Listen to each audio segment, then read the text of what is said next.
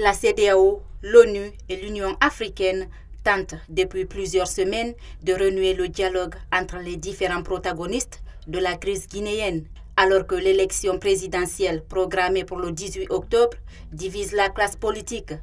Pour ce leader politique, membre du FNDC, la même mission était là avant la tenue du double scrutin du 22 mars 2020.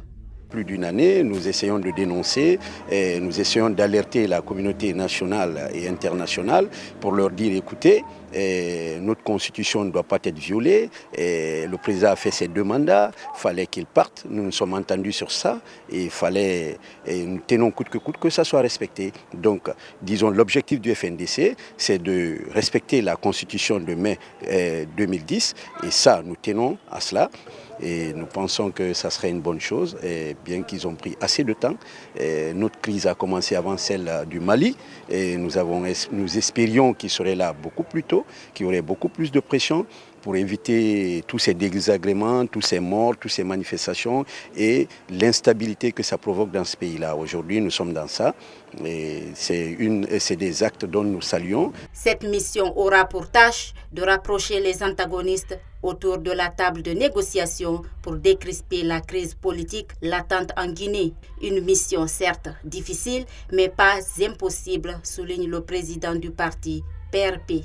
Plus de pression pour pouvoir faire respecter la démocratie dont nous aspirons. Vous savez, la jeune démocratie guinéenne a été obtenue dans le sang et dans des deuils. Donc il faudrait qu'on ne recule pas en arrière. Et aujourd'hui, Alpha Condé et son régime est en train de nous ramener 50 ans en arrière. Et chose pour laquelle l'FNDC refuse. Et nous, leaders politiques, nous irons dans ce sens que l'alternance soit respectée. Nous pensons que ces institutions doivent faire beaucoup mieux qu'ils le font. Ils doivent être déterminés dans ce qu'ils font et ils doivent respecter. Parce que ces institutions sont régies par des lois et des constitutions.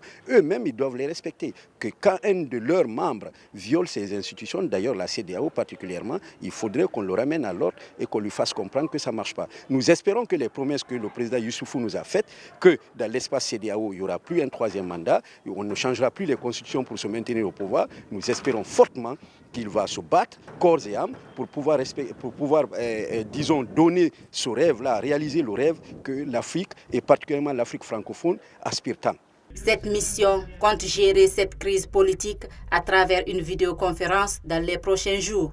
Une raison qui s'explique à cause de la présence en Guinée de la pandémie de coronavirus.